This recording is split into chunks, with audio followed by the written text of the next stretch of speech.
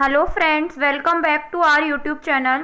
Today we will discuss pricing policies, strategies and determining pricing process. Last video में हमने देखा था pricing objectives क्या क्या होते हैं या कौन कौन से ऑब्जेक्टिव है जो मार्केटर को ध्यान रखने चाहिए जब भी वो प्राइस डिसाइड करे कंपनी की। तो स्टार्ट करते हैं pricing policies and strategies topic.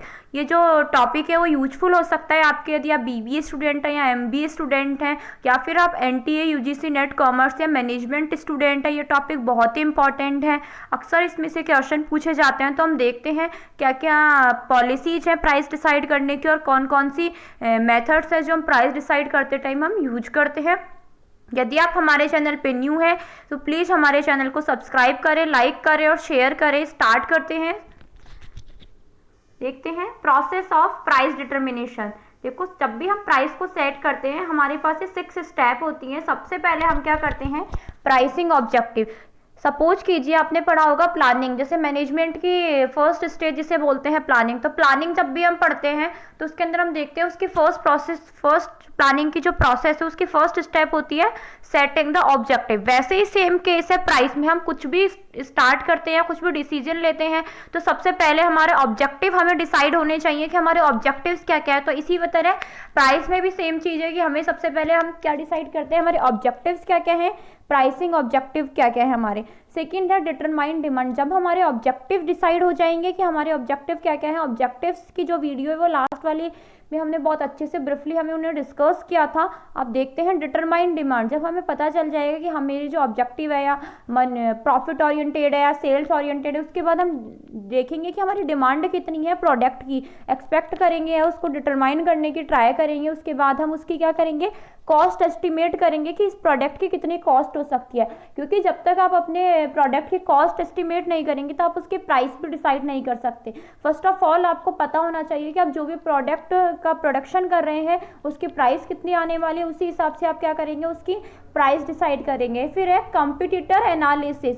जब भी हम हमारी प्राइस डिसाइड करते हैं उसके बाद हम देखते हैं कि हमारी कॉस्ट इतनी है तो हमारा जो कंपटीटर है उसकी प्राइस क्या है या फिर उसकी कॉस्ट क्या पड़ रही है। कहीं हमारे जो फैक्टर है या हमारे जो रिसोर्सेज हैं वो बेकार तो नहीं हो गए, या फिर जो हमारे रिसोर्सेज है, हमारी जो टेक्नोलॉजी है वो कहीं पुरानी हो गई। तो हम ट्राई करेंगे जानने की कि हमारे जो कंपटीटर की जो प्राइस है या उसकी जो कॉस्ट है वो किस अकॉर्डिंग है, उसी अकॉर्डिंग हम हमारी प्राइस या कॉस्ट को रखने की ट्राई करेंगे। फिफ्थ है प्राइस मेथड। इसके अंदर हम देखेंगे बहुत सारे प्राइसिंग मेथड्स और स्ट्रेटेजीज हमें अवेलेबल है। हर कंपनी के अलग अलग गोल या हर कंपनी के अलग अलग कॉर्पोरेट ऑब्जेक्टिव होते हैं जिसके अकॉर्डिंग वो अपने प्राइसिंग मेथड डिसाइड करते हैं। फिर है सेलेक्ट द फाइनल प्राइस। ये इन सभी स्टेप को कंप्लीट करने के बाद हम क्या करते हैं, हमारी फाइनल प्राइस सेलेक्ट करते हैं पर्टिकुलर प्रोडक्ट को लेके। तो एक बार ये जो सारे पॉइंट हैं इनको अच्छे से देख लेते हैं, उसके बाद हम देखेंगे प्राइसिंग मेथड अच्छे से। फर्स्ट है प्राइसिंग ऑब्जेक्टिव। देखिए प्राइसिंग ऑब्जेक्टिव का ये डायग्राम मैंने आपको लास्ट वाली वीडियो में बताया था कि प्राइसिंग ऑब्जेक्टिव प्रॉफिट ओरिएंटेड हो सकती है, सेल्स ओरिएंटेड हो सकती है और स्टेटस क्यू ओरिएंटेड हो सकती है। प्रॉफिट ओरिएंटेड के अंदर हम देखते हैं कि टारगेट रिटर्न हो सकता है हमें, या मैक्सिमाइज प्रॉफिट। हर कंपनी के अलग अलग ऑब्जेक्टिव हो सकते हैं, उनके अलग अलग डिमांड या उनके अलग अलग गोल के अकॉर्डिंग ये जो सभी ऑब्जेक्टिव हैं। फिर है यूनिट, कोई कंपनी का ऑब्जेक्टिव होता है सेल्स ग्रोथ करना, किसी का होता है कि वो जब उसका मार्केट शेयर है पर्टिकुलर इंडस्ट्री के अंदर जो मार्केट शेयर है उसको इंक्रीज कर सके। किसी कंपनी का होता है कि जो कंपटीशन है मार्केट में वो उसको फेस कर सके, सर्वाइव कर सके। और नॉन प्राइस में हमने देखा था कि कंपनी की इमेज, गुडविल, कंपनी के कस्टमर सेटिस्फैक्शन, ये सभी फैक्टर किसके अंदर आते हैं, नॉन प्राइस कंपटीशन के अंदर। तो आप लर्न रखिएगा सभी प्राइसिंग ऑब्जेक्टिव्स को, बहुत इंपॉर्टेंट है ये एग्जाम के पॉइंट ऑफ व्यू से। फिर देखते हैं नेक्स्ट पॉइंट था डिटरमाइन डिमांड। सबसे पहले हम क्या करते हैं, प्राइसिंग ऑब्जेक्टिव देखते हैं कि हमारा इनमें से प्राइसिंग ऑब्जेक्टिव क्या है। कि हम टारगेट रिटर्न का ऑब्जेक्टिव रखते हैं, मैक्सिमाइज प्रॉफिट का या सेल्स ग्रोथ का। फिर उसके बाद देखते हैं कि हमारे जब ऑब्जेक्टिव डिसाइड हो जाएगा तब देखेंगे कि हमारी डिमांड कितनी है। हम एक बार डिमांड प्रेडिक्ट करेंगे कि हमारे प्रोडक्ट की डिमांड कितनी है, उसके जो कौन कौन से फैक्टर है वो हमारे प्रोडक्ट की डिमांड को अफेक्ट करेंगे। ठीक है। सेकंड है determining demand. Demand for the product can be estimated only by calculating expected price and probable sales volume of the different prices. देखिए उसके बाद क्या करना है, हमें डिमांड के प्रोडक्ट को, हम जो हमारा जो प्रोडक्ट हम मैन्युफैक्चर करने जा रहे हैं या उसकी जो प्राइस डिसाइड करनी है, तब उसकी डिमांड एस्टिमेट करेंगे प्रॉपरली रिसर्च एंड डेवलपमेंट करके। उसके बाद हम देखेंगे कि हमारे डिमांड के, हमारा जो प्रोडक्ट है उसकी डिमांड को कौन कौन से फैक्टर अफेक्ट करने वाले हैं और किस किस लेवल तक वो इफेक्ट करेंगे। सपोज कीजिए आपकी प्राइस प्रोडक्ट है, उसके जो सब्सिट्यूट गुड्स है, कॉम्प्लीमेंट्री गुड्स है, उनकी प्राइस किस अकॉर्डिंग है, आपके कंपटीटर का जो प्रोडक्ट है उसकी डिमांड किस अकॉर्डिंग है। ठीक है, देखिए ये फैक्टर्स हैं। प्राइस सेंसिटिविटी क्या होता है, फैक्टर्स डिटरमाइनिंग डिमांड का फर्स्ट फैक्टर है प्राइस सेंसिटिविटी। प्राइस सेंसिटिविटी हम उसे बोलते हैं कि हमारा कस्टमर, जो हमारा जो कंज्यूमर है, हमारे प्राइस इंक्रीज या डिक्रीज करने से उसकी डिमांड के अंदर कितना इफेक्ट आता है, वो हमारे प्रोडक्ट की प्राइस को लेके कितना सेंसिटिव है। ओके, फिर है प्राइस ऑफ रिलेटेड गुड्स। इसके अंदर हम देखते हैं कि हमारे जो प्रोडक्ट है उसके सब्सिट्यूट गुड्स और कॉम्प्लीमेंट्री गुड्स, उसकी जो प्राइस है उसको डायरेक्टली और इनडायरेक्टली कैसे इफेक्ट करते हैं। फिर एस्टिमेटिंग डिमांड करें तो हम देखेंगे कंज्यूमर की एक्सपेक्टेशन क्या है, वो क्या एक्सपेक्ट करता है प्राइस को, वो कम एक्सपेक्ट कर रहा है या फिर उसकी फ्यूचर एक्सपेक्टेशन क्या क्या है, पॉपुलेशन कितनी है हमारी प्रोडक्ट की मार्केट में, ये सभी हम चेक करेंगे। फिर हम देखते हैं ये सभी डिमांड को डिटरमाइन करने के बाद हमें क्या देखना है कि हमारे प्रोडक्ट की कॉस्ट कितनी एस्टिमेट करनी है, क्या हमें कॉस्ट देखते हैं। It is also meaningful and helpful in price determination because the estimating cost can decide what should be the price of product. इसके अंदर हमें क्या देखना है, ये देखना है कि हमारे जो प्रोडक्ट है उसकी प्राइस कितनी हो सकती है, कॉस्ट कितनी होगी। तो कॉस्ट के लिए भी बहुत सारे मेथड है, जिसके अंदर हम देखते हैं स्टैंडर्ड कॉस्टिंग है, टारगेट कॉस्टिंग है, मार्जिनल कॉस्टिंग है, ब्रेक इवन प्राइस कॉस्टिंग है, बहुत सारे मेथड है। आगे डीपली जब आएगा प्रोडक्ट प्लानिंग तो उसके अंदर हम देखेंगे। अभी आप यहाँ पे इतना ही समझ लीजिए कि स्टैंडर्ड कॉस्टिंग का मतलब है जब भी आप पर्टिकुलर स्टैंडर्ड फिक्स कर दे कि हम चाहते हैं कि हमारी जो प्रोडक्ट की प्राइस है वो 20 रुपीज़ तक हो सकती है, 20 रुपीज़ हमने एक स्टैंडर्ड फिक्स कर दिया। टारगेट कॉस्टिंग के अंदर हम क्या ट्राई करते हैं कि हम देखते हैं कि हमारा जो प्रोडक्ट है उसे, उसकी जो कॉस्ट है उसे कम से कम करने की कोशिश करते हैं। पर्टिकुलर टारगेट बना लेते हैं कि 20 अभी हमारी कॉस्ट आ रही है तो हमें उसे 15 तक लाना है, हमारी जो कॉस्ट है उसको क्या करना है, रिडक्शन करना है। तो उसके बाद डिमांड को डिटरमाइन करने के बाद हम क्या करेंगे, कॉस्ट को एस्टिमेट करेंगे कि कितनी कॉस्ट आ रही है, क्योंकि जब कॉस्ट पता होगी तभी तो हमारा प्रॉफिट मार्जिन ऐड करके उसको प्राइस डिसाइड कर पाएंगे। फोर्थ फैक्टर क्या है इसके अंदर, कंपटीटर्स एनालिसिस। हमें हमारी कॉस्ट पता चल गई, हमने डिमांड को डिटरमाइन कर लिया, ऑब्जेक्टिव हमारे ऑलरेडी सेट है, तो अब हम क्या करेंगे, हमारे जो कंपटीटर की जो प्राइस पॉलिसी है, उसके जो ऑब्जेक्टिव है, उनका मार्केट शेयर है, उन सभी को देखेंगे कि वो किस हिसाब से वर्क कर रहे हैं। क्योंकि यदि स्पेशली यदि आप मार्केट में न्यू हो या फिर आपने कोई न्यू इंडस्ट्री ओपन करी है तो आपके पास कोई डाटाबेस नहीं होता पर्टिकुलर कि आप डिटरमाइन कर सके आपके प्रोडक्ट की डिमांड क्या है। तो आप क्या करेंगे, आपके कंपटीटर्स के जो प्रोडक्ट है उनकी डिमांड एस्टिमेट करेंगे या फिर उनके जो ऑब्जेक्टिव है उसी के अकॉर्डिंग आप वर्क करेंगे। फिर देखते हैं the firm must take competitors cost, price and sales, market share, corporate objective because for a new firm it is important to keep competitor policy in mind while deciding the price of factor. हमें क्या देखना है, जब भी हम हमारी price decide करेंगे तो ये बहुत इंपॉर्टेंट है कि हम कंपटीटर्स की जो प्राइसिंग है, फैक्टर है, उन सभी को एनालिसिस करें एक सूटेबल प्राइस रखने के लिए हमारे प्रोडक्ट की। फिफ्थ है उसके बाद प्राइस मेथड। देखिए प्राइस मेथड्स यहाँ पे बहुत सारे मेथड हो सकते हैं, लेकिन हमें क्या, हमारी फर्म के ऑब्जेक्टिव के हिसाब से, हमारे जो भी गोल है कॉर्पोरेट गोल के अकॉर्डिंग एक बेस्ट मेथड चूज करना है। क्योंकि प्राइसिंग मेथड कहीं ना कहीं डिसाइड करते हैं कि आप कितना सर्वाइव कर पाएंगे, आपकी जो ग्रोथ है वो कितनी हो पाएगी मार्केट में, बहुत ही इंपॉर्टेंट है। यदि आप गलत प्राइसिंग मेथड यूज कर लेते हैं तो क्या है ना, जो आपकी फर्म है वो सर्वाइव ही नहीं कर पाती है, कहीं ना कहीं लॉस में चले जाते हो। फिर है 6 है सेलेक्टिंग द फाइनल प्राइस। उसके बाद हम क्या करते हैं, फाइनल प्राइस सेलेक्ट करेंगे कि हमारे प्रोडक्ट की प्राइस कितनी है फाइनल। इन सारी स्टेप के बाद ये लास्ट स्टेप है selecting the final price. Okay, ये स्टेप बहुत इंपॉर्टेंट है। यूजीसी नेट में कई बार इस प्रोसेस का क्वेश्चन रेज कर लिया जाता है कि प्राइस की प्रोसेस बताइए, फिर वहां पे आपको ऑप्शंस के साथ। फिर है प्राइसिंग पॉलिसी और स्ट्रेटेजीज क्या होती हैं, देखिए जो हमारी कंपनी या बिजनेस है उसकी जो मार्केटिंग कंपनी है, मार्केटिंग जो फील्ड है उसकी सक्सेस डिपेंड करती है कि आप कौन कौन से प्राइसिंग मेथड और स्ट्रेटेजी यूज करते हैं अपने प्रोडक्ट के regarding. Pricing policies of a company affected by its marketing objective. Okay, a marketing company में select an appropriate price policy and strategy.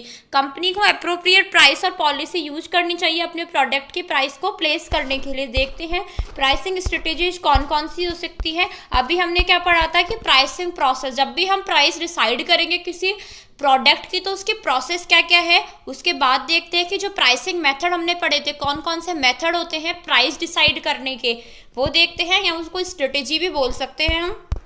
First है इसका penetration pricing, skimming pricing, competition pricing, product line pricing, bundle pricing, psychological pricing, premium pricing, optional pricing, cost based pricing and cost plus pricing. ये बहुत सारे method से हम देखेंगे one by one.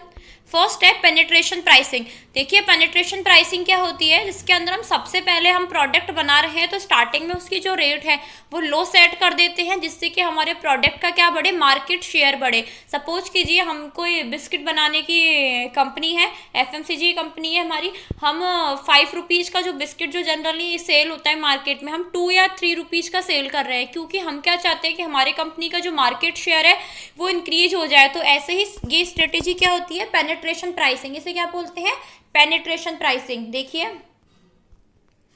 Penetration pricing is a pricing strategy where the price of a product is initially set low to rapidly reach a wide fraction of market. जब भी हमें हमारे कंपनी का मार्केट शेयर इंक्रीज करना होता है तो हम क्या करते हैं, हमारे प्रोडक्ट की प्राइस कुछ टाइम के लिए क्या कर देते हैं, लो सेट कर देते हैं।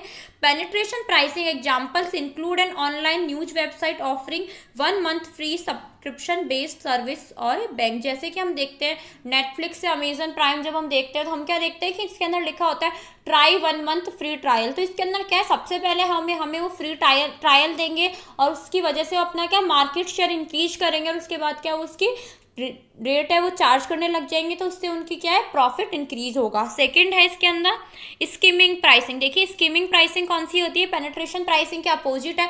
पेनिट्रेशन के अंदर हम क्या करते हैं, हमारे जो प्रोडक्ट है उसकी प्राइस क्या करते हैं, लो सेट करते हैं, या फिर कुछ टाइम तक हम उसे फ्री अवेलेबल कराते हैं, जैसे अमेजन प्राइम वाले करते हैं, यूट्यूब प्रीमियम ये सब करते हैं। स्कीमिंग में जबकि क्या होता है, price skimming is the pricing strategy that involve setting high price before the competitors come into the market. Example देखिए स्कीमिंग के अंदर हम देखते हैं कि जैसे कि हम कुछ भी न्यू इनोवेटिव प्रोडक्ट बनाते हैं, हम क्या देखते हैं कि उसकी जो प्राइस है वो अदर प्रोडक्ट है जो मार्केट में उनसे कहीं ज़्यादा हाई है। जैसे कि हम देखते हैं कि एप्पल के जो फ़ोन आते हैं, सोनी ने कुछ भी न्यू लॉन्च किया है, या कोई न्यू फीचर का टीवी आ रहा है मार्केट में जो बहुत ही इनोवेटिव है, तो कहीं ना कहीं उसकी प्राइस कुछ टाइम तक क्या रहती है, बहुत हाई रहती है। तो कंपनी क्या करती है, जब तक हाई प्राइस रहती है वो अच्छे से एकदम बहुत ज़्यादा अपना प्रॉफिट मैक्सिमाइज कर लेती है। तो ये जनरली किसके केस में होता है, जो इनोवेटिव प्रोडक्ट होते हैं उनके केस में होता है। स्कीमिंग प्राइसिंग का प्रोडक्ट स्कीमिंग प्राइसिंग हमें कब यूज करनी है, जब भी हमारे प्रोडक्ट क्या हो,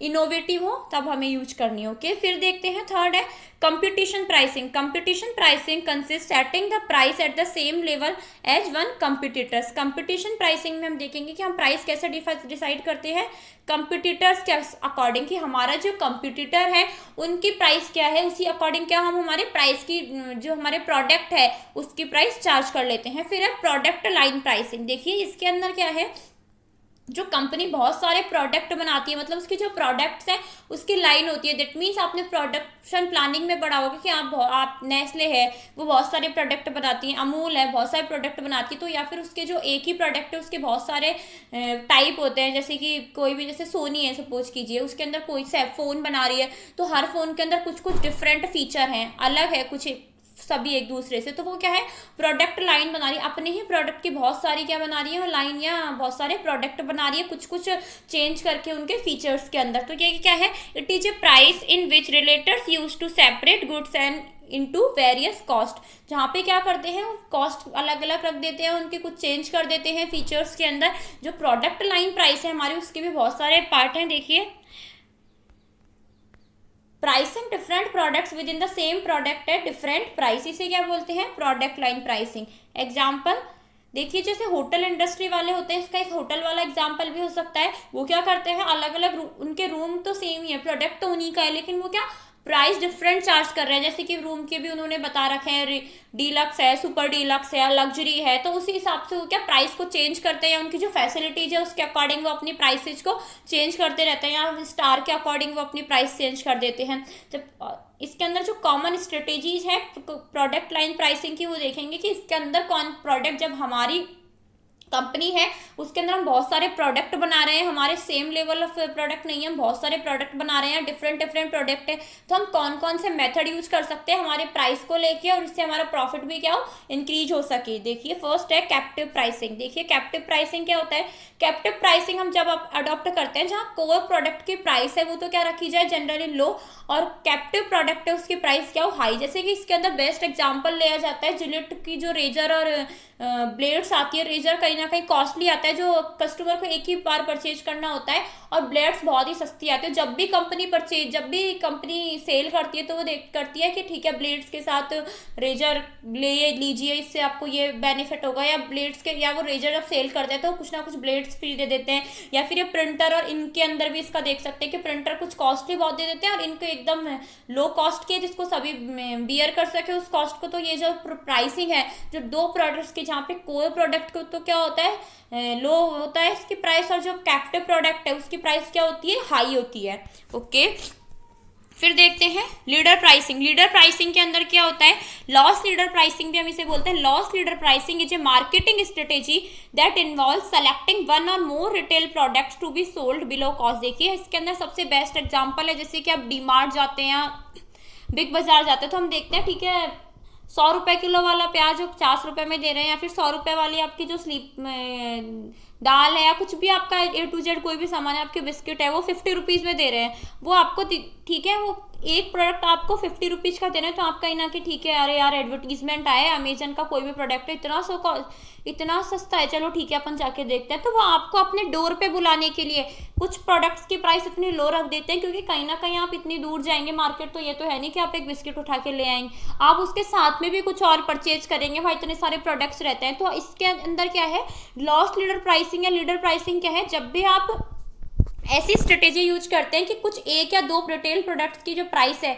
वो क्या कर देते हैं, बिलो कॉस्ट कर देते हैं कस्टमर्स को अपने डोर पे बुलाने के लिए, मतलब कस्टमर्स को रिटेन करने के लिए या डोर पे रखने के लिए आप क्या करेंगे, अपनी प्राइस को क्या कर देंगे, कम कर देंगे। तो वो क्या है, लीडर प्राइसिंग। इसके अंदर बेस्ट एग्जांपल है, ऐसे बिग बाजार में अपन देखते हैं, अपन जाते हैं तो अपन साथ में कुछ और भी ले आते हैं, 4-5 प्रोडक्ट हम कुछ और भी ले आएंगे, तो वो उन्होंने जो वो बिलो कॉस्ट सेल किया है वो क्या है, उसी के अंदर वो उसकी अपनी जो प्रॉफिट है उसी जो बचे हुए प्रोडक्ट्स हमने उनसे लिए उसके अंदर कवर कर लेते हैं। जैसे कि हम सोचते हैं अरे पता नहीं इतना सस्ता कैसे दे देते हैं, तो वो क्या है, आप एक चीज़ लेने गए तो वो बाकी 5 आपने खरीदी, उनके अंदर वो क्या कर लेते हैं, अपना प्रॉफिट कमा लेते हैं। फिर है बैड प्राइसिंग। देखिए बैड प्राइसिंग क्या होती है, ये वैसे इलीगल प्राइसिंग है, ये यूज नहीं करनी चाहिए, फिर भी कहीं ना कहीं बहुत लोग अभी भी इसको यूज करते हैं। इसके अंदर हम देखते हैं कि आपने जैसे कभी ऐड आया आपके पेपर के अंदर कि शोरूम पे 60% ऑफ है, कोई सा भी शोरूम लगा लीजिए, ठीक है, बाटा के शोरूम पे 60% ऑफ है, कोई भी शूज या स्लीपर जो भी खरीदते हैं उसके ऊपर। जब आप शोरूम गए तो आपको पता चलता है कि नहीं, शोरूम पे जो 60% ऑफ है वो प्रोडक्ट आउट ऑफ स्टॉक हो चुका है, सेम प्रोडक्ट अवेलेबल है जो रिटेल प्राइस है उस पर, मतलब कोई भी डिस्काउंट नहीं है। तो ये क्या है, बैड प्राइस है। आप कस्टमर को बुला रहे हो पहले कि हाँ ठीक है ये अवेलेबल है हमारे पास स्टॉक, इसका जो डिस्काउंट पे 60% ऑफ है, जब वो आ रहा है तो आप उसको क्या बोल रहे हो, नहीं है आउट ऑफ स्टॉक एंड ये आप हमारे साथ जो न्यू प्रोडक्ट है हमारे या फिर जो और प्रोडक्ट है आप उसे परचेज कर सकते हो, आप उनको और ऑफर देते हो। तो ये क्या है, बैड प्राइसिंग है, ठीक है, ये क्या है, इलीगल कंसिडर की जाती है अभी भी। और लेकिन the customer will come to store to be purchase, लेकिन उनका जो मेन मोटिव क्या होता है कि एक बार परचेज करने आ जाए, वो डिस्काउंट का ऐड दे देते हैं, उसके बाद क्या है, ठीक है, वो कोई और प्रोडक्ट कस्टमर को कन्वेंस करते हैं परचेज करने के लिए, इसे क्या बोलते हैं, बैड प्राइसिंग। फिर है इसके अंदर एग्जाम्पल दिया हुआ है कि जो प्रोडक्ट है आउट ऑफ स्टॉक हो जाता है, वो जो फिर उसको दूसरा सेम प्रोडक्ट परचेज करने के लिए इंकरेज करते हैं कस्टमर्स को, स्टोर वाले। फिर है प्राइस बंडलिंग। देखिए प्राइस बंडलिंग क्या होता है, in bundle price company sell a package और सेट ऑफ गुड्स और services for a lower price than the price would change the customer bought all of them separately. देखिए कभी हमने देखा होगा, ठीक है, कि जैसे अभी हम देखते हैं कि आप कोरोना चल रहा है, ठीक है, तो हम देखते हैं कि हैंड वॉश मिल रहे हैं, है ना, हैंड वॉश या सैनिटाइजर बहुत ज़्यादा कि हाँ आप यूज़ करो ये सब।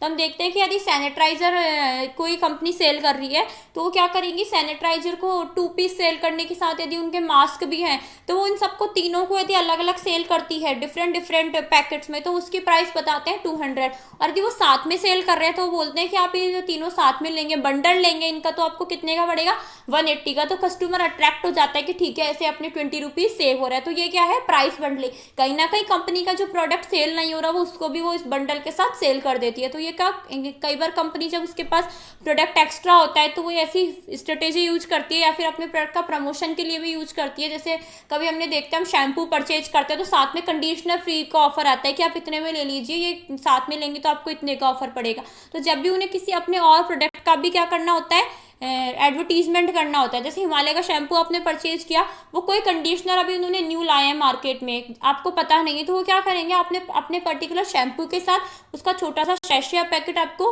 कंडीशनर का भी प्रोवाइड करा देंगे, जिससे कि उनकी जो प्रोडक्ट लाइन प्राइसिंग है और प्रोडक्ट उन्होंने बनाए वो आपको पता लग सके और उनका क्या हो सके, प्रॉफिट बढ़ सके। ओके, फिर देखते हैं साइकोलॉजिकल प्राइसिंग। साइकोलॉजिकल प्राइसिंग क्या होती है, जहाँ पे भी हम प्राइस है वो होल नंबर में डिसाइड नहीं करते, क्या करते हैं हम उसको कुछ 99 वाले फिगर्स में डिसाइड करते हैं। या ठीक है, हमने जैसे बहुत सारे स्टोर देखे हैं 99 स्टोर, वहाँ 100 नहीं होगा, प्राइस क्या होगा 99, 299, 399। हमने कोई शर्ट परचेज करी मिंत्रा से, ऑफर आता है कि बिलो 500, दैट मीन्स 499 की शर्ट है, तो ये क्या है, साइकोलॉजिकल प्राइस है। तो सामने वाले को लगता है नहीं 500 नहीं है, 499 की रेंज में है वो, 400 की रेंज में है वो, तो ये क्या है, साइकोलॉजिकल प्राइसिंग। फिर है प्रीमियम प्राइसिंग। देखिए प्रीमियम प्राइसिंग क्या होती है, इसको क्या बोलते हैं, प्रेस्टीज प्राइसिंग। कुछ प्रोडक्ट हमारे ऐसे हैं जो प्रीमियम या आप उनको रखते हैं तो वो कहीं ना कहीं प्रीमियम शो करते हैं कि हाँ ठीक है बंदे का स्टेटस ऐसा है। हम देखते हैं कि अच्छा किसी के पास एप्पल आईफोन है, ओह ठीक है, तो हाँ कहीं ना कहीं हमारे माइंड में उसकी इमेज है, स्टेटस बनता है, तो वो क्या है, प्रीमियम प्राइसिंग। जब भी कंपनी